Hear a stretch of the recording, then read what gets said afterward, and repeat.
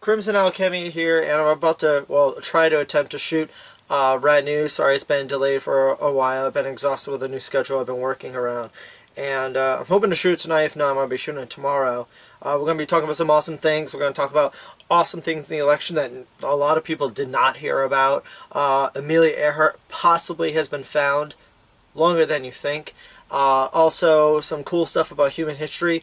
But I wanted to set aside this one moment just to kind of say something that's just on my mind. It's kind of its own vlog in its weird way.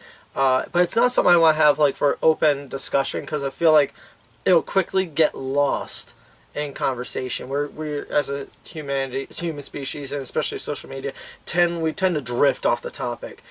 Me, I'm always good at doing that. But let's get back to it.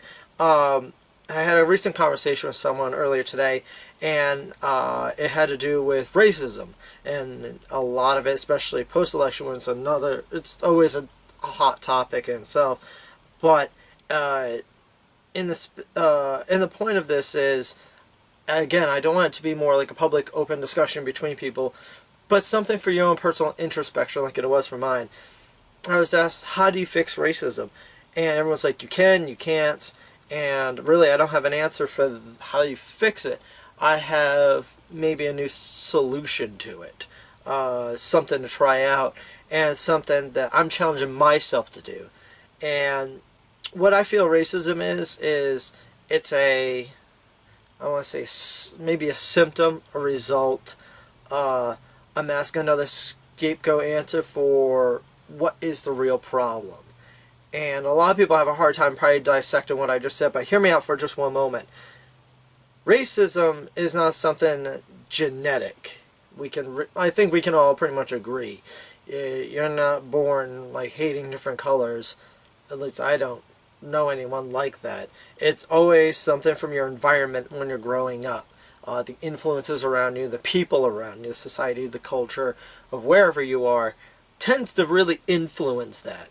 And what it normally is when racism is just pure hatred. Now, what is hatred? Is something that we all have as in humans. Just a natural response to something. And a lot of it has to do with aggravation with something personally affecting us. And it could be anything from, finances, coveting something, which is, coveting this land or coveting that. So like racism, almost any kind of war you could think of, political, economic separation, there's always something that irks us. And that's how we are as humans, as emotional creatures. And racism is just one of those expressions, but it's a false expression to what's really happening with us. So maybe I'm getting you lost here, but that's just where my weird brain goes, is racism is something you can't just tell someone, no, stop that, you can't do that, you can't say that. It's like responding to someone who can't communicate how they're feeling. And I've personally have done that as well, not with racism, but where dealing with depression and anxiety in the past, I have been unable to communicate it the right way.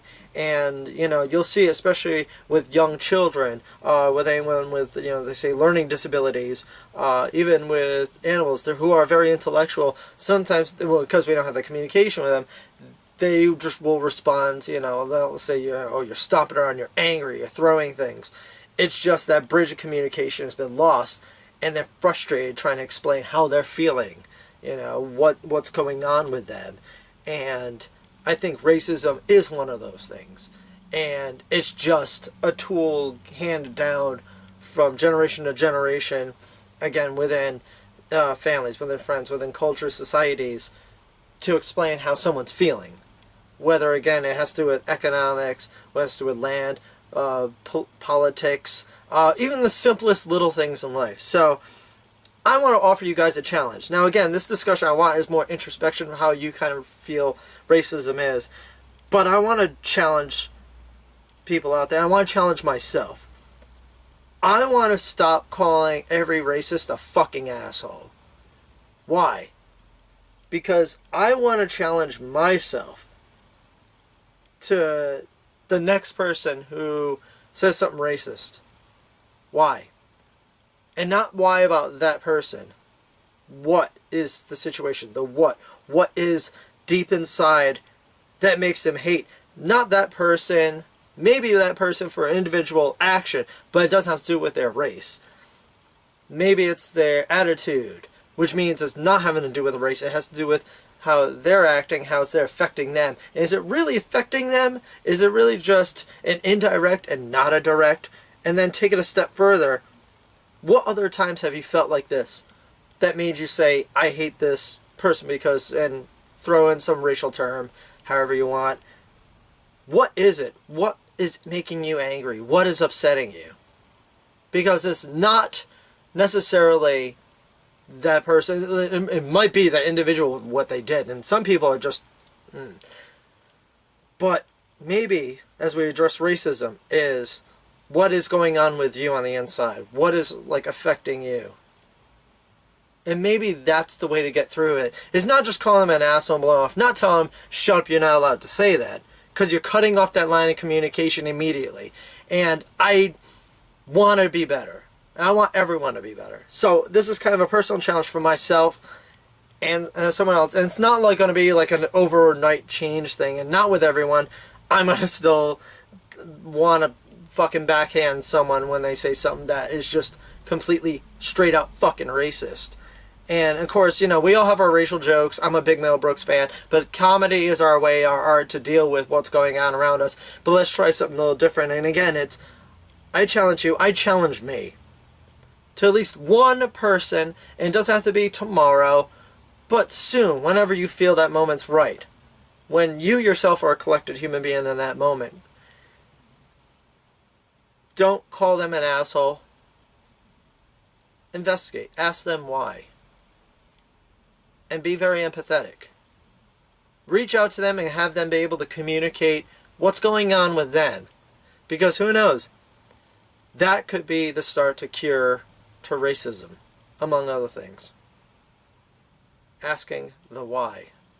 And it's not about their color, and it's not about environment. We know those answers. It starts with the individual and what's going on with them. Because you can't just change the world with laws all the time. You have to start by changing one person right here and right here. So that's my challenge to me. Do you accept the challenge for you?